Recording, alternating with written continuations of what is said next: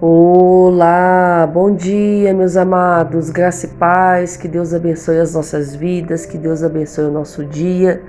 Estamos começando mais um dia na presença do Senhor e cada dia que se renova é a oportunidade que o Senhor nos dá de viver algo novo. É a oportunidade que o Senhor nos dá de evoluir, de ser hoje melhor daquilo que nós fomos ontem, amanhã de ser melhor do que fomos hoje. Esse é o desenvolvimento da salvação. Sabemos que a salvação não é pelas obras e sim pela fé, é dom de Deus, mas nós que amamos e tememos ao Senhor, nós precisamos praticar boas obras. Porque a palavra do Senhor fala que a fé sem obras é morta. Não adianta a gente ter fé, mas não ter obras. Não adianta a gente falar que acredita em Deus, que ama a Deus, se não pratica a justiça. Aleluia! E o Senhor tem falado isso essa semana. O Senhor tem falado muito de amor. Amor ao próximo. Ontem o Senhor falou também do mandamento. O maior mandamento é amar a Deus sobre todas as coisas. Segundo, amar o próximo como a nós mesmos. O Senhor tem falado de amor. Porque nos últimos dias nós temos visto o amor de muitos se esfriar. Quando a gente liga a televisão e a gente assiste os telejornais, amados, é desesperador. São famílias sendo destruídas, são pais matando filhos, filhos matando pais, irmãos se matando. Meu Deus, é um passando por cima do outro. O amor de muitos já se esfriou. Satanás, ele sabia o ponto fraco da humanidade e ele sabia que desde o início o ponto fraco, um dos pontos mais fracos do ser humano era a falta do amor. Nós vemos isso não é de agora, desde a história da antiguidade. Quando nós vemos a Bíblia, nós vemos que Caim matou Abel, né? O seu próprio irmão. Olha só, por inveja, amados, a falta do amor, ela existe muito tempo antes. Lá atrás, nós conseguimos ver muitos exemplos na Bíblia onde havia a falta do amor. E quando a gente olha para o contexto do dia de hoje, a gente se preocupa porque o amor verdadeiramente tem se esvaziado, né, do coração de muitas pessoas. Se uma pessoa não teme a Deus, se ela não busca viver a palavra de Deus, com o tempo o amor vai se esfriando no seu coração, porque vai sendo tomado o coração por outros sentimentos, sentimentos facciosos, de inveja, de competitividade, de orgulho, de ganância, de soberba, de um querer ser melhor do que o outro, de um querer se sobressair ao outro, e por querer ser melhor que o outro, não quer que o outro vença, não quer que o outro avance, não quer que o outro também conquiste, não quer que o outro seja feliz. E o Senhor tem provado os nossos corações. Todos os dias o Senhor prova se verdadeiramente nós amamos a Ele, nós amamos os nossos irmãos. Quando a gente fala mal do nosso próximo, esse amor é provado. Quando a gente julga, quando a gente calunia, esse amor é provado. Quando alguém cai, ao invés de você orar para que aquela pessoa se levante, nós somos os primeiros a acusar. E infelizmente eu preciso dizer que esse é um grande defeito da igreja do Senhor. Eu não vou nem falar das pessoas que estão lá fora, não vou falar de ímpios, porque o mundo já é do maligno. A palavra do Senhor fala. E ela fala também para a gente não se conformar com este mundo, mas pelo contrário, para a gente renovar a nossa mente, mas parece que isso é só na teoria e na prática isso não funciona. Amados, a própria igreja se torna uma grande perseguidora. Quando algum pastor cai, quando algum profeta cai, quando acontece alguma tragédia, algum escândalo, nós somos os primeiros a levantar as acusações. Nós somos os primeiros a ajudar a ferir mais. Nós somos os primeiros a levar essas pessoas diante de um tribunal humano. Parece que nós somos os juízes e promotores. Sempre tem algum réu sentado ali à nossa mesa e nós o acusamos. E isso não está longe não, isso está na nossa vida. Isso está no nosso dia a dia. A gente julga os nossos parentes, a gente julga os nossos vizinhos, a gente julga as pessoas da nossa igreja, a gente julga as pessoas de outra igreja, a gente julga pessoas do nosso convívio. E o Senhor tem provado. Aonde está o verdadeiro amor? Por que o Senhor tem falado tanto disso? Porque vai chegar um tempo sobre a terra onde esse amor vai se esfriar totalmente. E se não houver um zelo da nossa parte em buscar viver esse amor, amados, nós seremos como este mundo. Nós nos conformaremos com este século. Sabe? É por isso que há muitos escândalos. É por isso que muitas vezes a imagem da igreja é manchada. As pessoas olham para nós e nos julgam, nos acusam. Falam que somos meros religiosos, hipócritas, que pregamos um amor que não vivemos. E isso é verdade, infelizmente. E muitas vezes isto está em mim e em você. O Senhor prova verdadeiramente se nós amamos de verdade ou de boca para fora. Porque muitas vezes nós nos apegamos e somos meros religiosos como os antepassados, mas na prática o amor não funciona. Aqui em Lucas capítulo 10, diz assim: eis que um certo homem, intérprete da lei, se levantou com o intuito de pôr Jesus à prova, e ele lhe disse: mestre, o que eu faço para herdar a vida eterna? Jesus então responde: o que está escrito na lei. Como interpretas? A isto respondeu: amas o Senhor teu Deus de todo o teu coração, de toda a tua alma, de todas as tuas forças e de todo o teu entendimento, e ama o teu próximo como a ti mesmo. Então Jesus lhe disse: respondeste corretamente, faz isto e você viverá. Ele, porém, querendo se justificar, perguntou a Jesus: quem é o meu próximo? Jesus prosseguiu e começou a contar ali uma história. Certo homem descia de Jerusalém para Jericó e veio a cair em mãos de salteadores, os quais, depois de tudo lhe roubarem e lhe causarem muitos ferimentos, retiraram, deixando ele semi-morto. Casualmente estava descendo quem? Por aquele caminho? Um sacerdote. Por aquele mesmo caminho. Só que ele passou de largo, nem olhou, nem ajudou. Semelhantemente, descia também um levita por aquele lugar, vendo também a situação daquele homem, passou de largo e não ajudou. Porém, vindo um samaritano que seguia o seu caminho, passou perto, vendo, compadeceu-se dele. E chegando, pensou-lhe os ferimentos e aplicou óleo, vinho, colocou sobre o próprio animal, levou para uma hospedaria e ali tratou dele. Você consegue perceber a comparação que Jesus fez? Olha, havia ali um homem que foi roubado, foi espancado brutalmente e precisava de ajuda.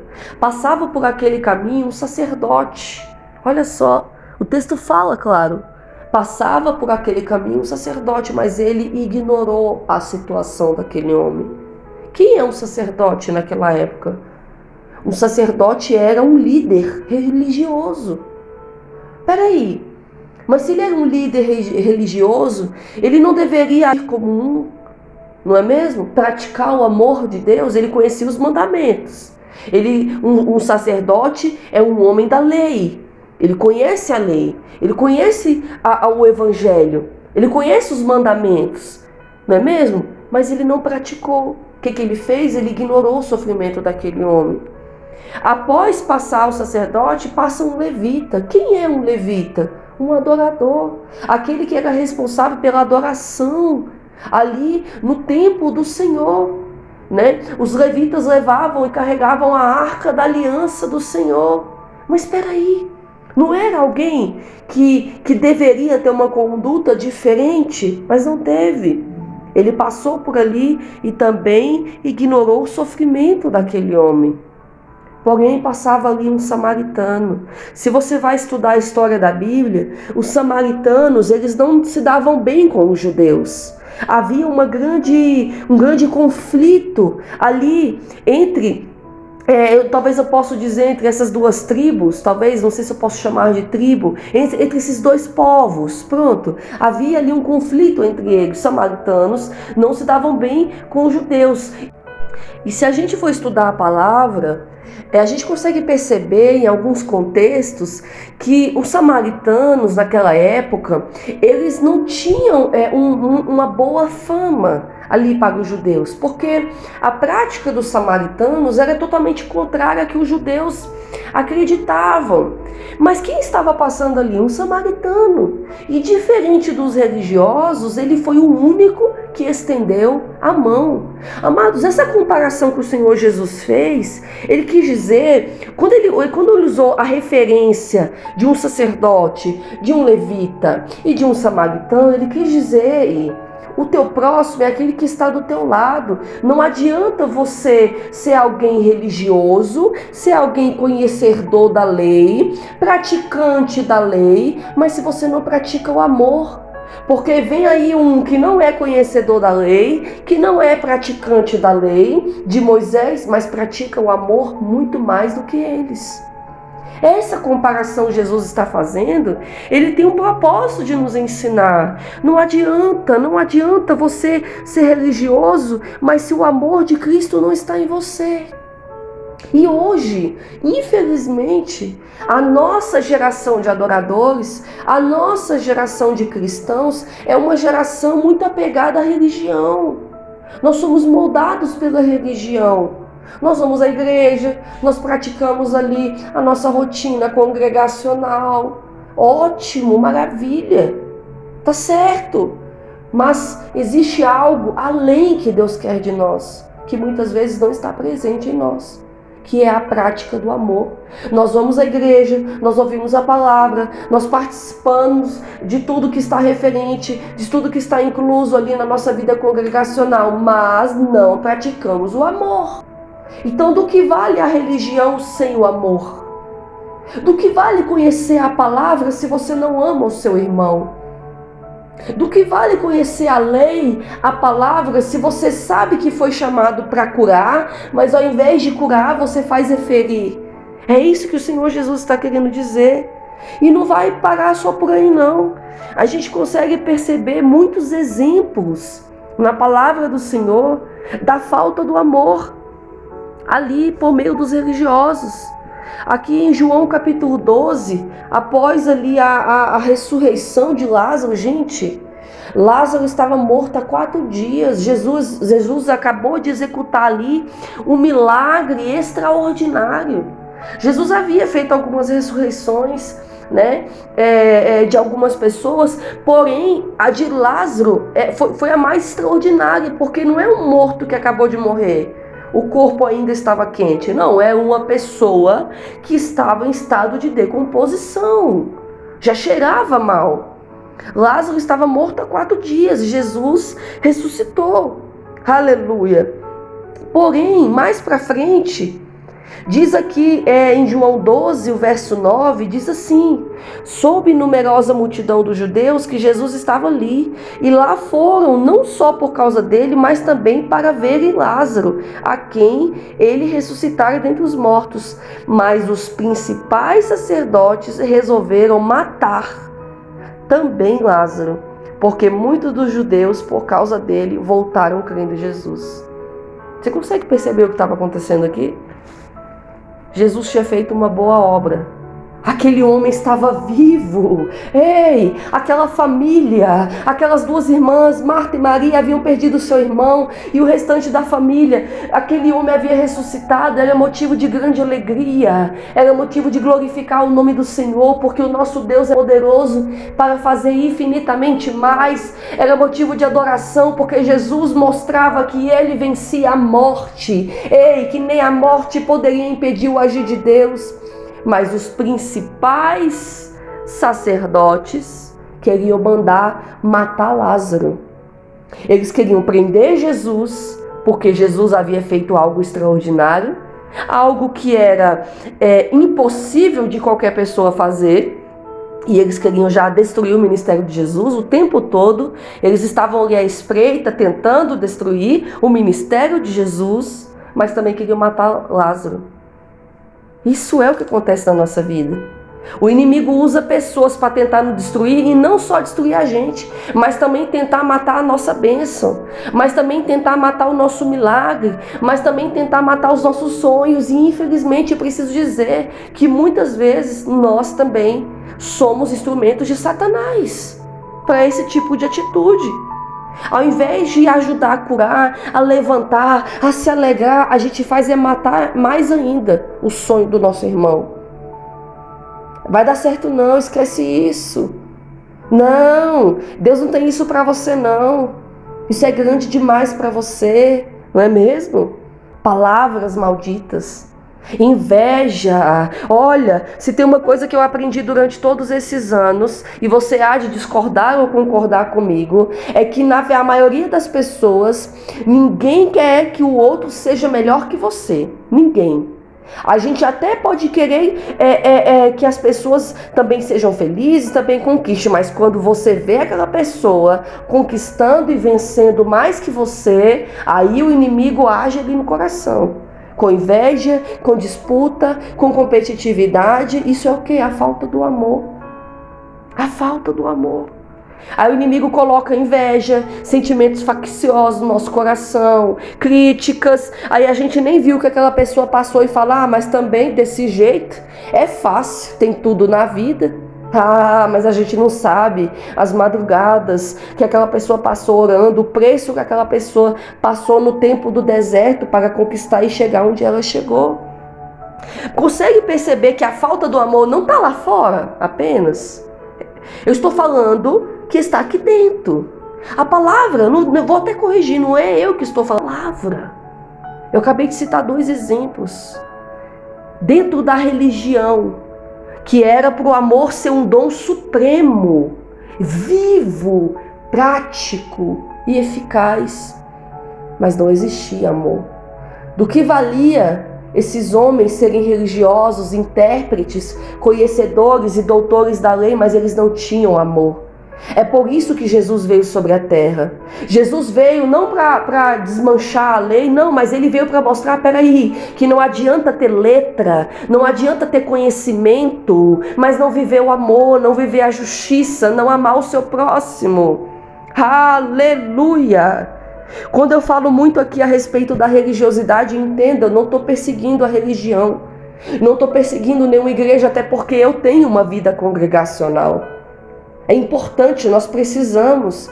Mas quando eu me refiro a isso, é porque o Senhor está querendo levantar sobre você uma renovação da sua mente, para você entender para que você foi chamado, para que você foi escolhido, para você não ser uma pessoa com a mente apegada à religiosidade e ser religioso e conhecer a palavra, ir à igreja e participar das coisas da igreja, porém não viver os frutos do Espírito. Não adianta nada.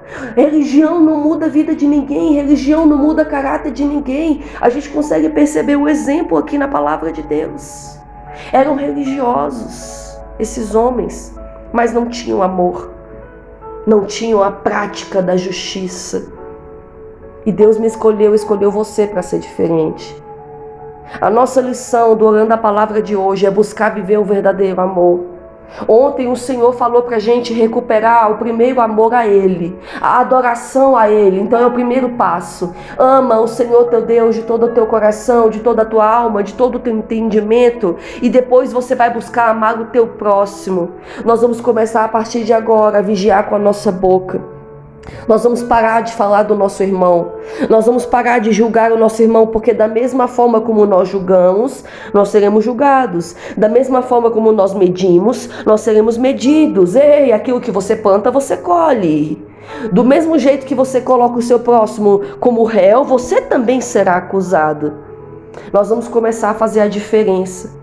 Nós vamos fazer surgir sobre a terra uma nova igreja, um novo povo, um povo que vai fazer uma diferença, uma igreja que não é fundamentada pela religiosidade, uma igreja que não será como os intérpretes e os sacerdotes da lei daquela época, mas uma igreja que seguirá o exemplo de Jesus, porque Jesus é a verdadeira igreja. A verdadeira igreja, ela ama, ela cuida, ela sara, ela liberta, ela ampara, ela socorre. Essa é a igreja que eu e você vamos ser na terra. Essa é a igreja que Deus está convocando sobre a terra. Esta é a igreja que Deus está convocando sobre essa geração. Esta é a igreja que Deus quer levantar nos últimos dias, porque é essa igreja que vai fazer a diferença. É essa igreja que vai ter autoridade sobre espíritos malignos, potestades e principados. É essa igreja que vai gerar libertação. É essa igreja que vai gerar frutos de justiça. E quando eu digo essa igreja, eu não me refiro à placa e denominação, mas eu me refiro à igreja de Cristo na terra. É essa igreja que Deus quer gerar em mim e em você. Amém? Você crê nisso? Será se você topa esse desafio de a partir de hoje fazer a diferença, de a partir de hoje amar o seu irmão, de a partir de hoje fechar a sua boca e parar de fazer igual a todos que fazem a prática das acusações, a prática das calúnias, das blasfêmias, da fofoca, do disse-me-disse. Ei, nós vamos fazer a diferença. Essa é a palavra de Deus para mim e para você hoje, uma palavra dura, mas uma palavra que chama a gente para ter um posicionamento, e aí sim Deus será conosco, e aí sim a prática da justiça de Deus ocorrerá na nossa vida, e aí sim Deus vai julgar a sua causa, Deus vai julgar o seu inimigo, e aí sim Deus vai agir ao seu favor. Você crê nisso? Então diga amém. Essa é a palavra de Deus para você hoje. Eu espero que Deus tenha falado com você. Amanhã, se Deus permitir, nós estaremos de volta com mais um Orando a Palavra. Fique na paz, que Deus abençoe o seu dia.